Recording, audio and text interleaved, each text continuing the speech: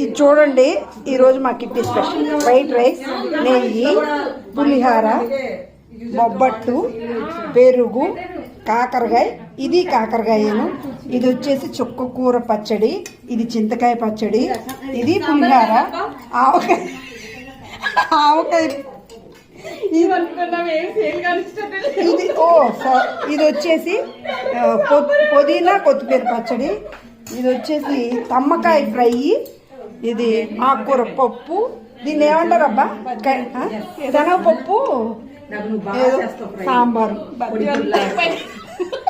బజ్జియా.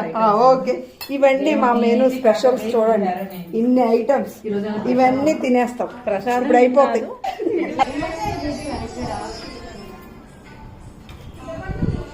పచ్చళ్ళు వేసుకున్నారు ఫుల్.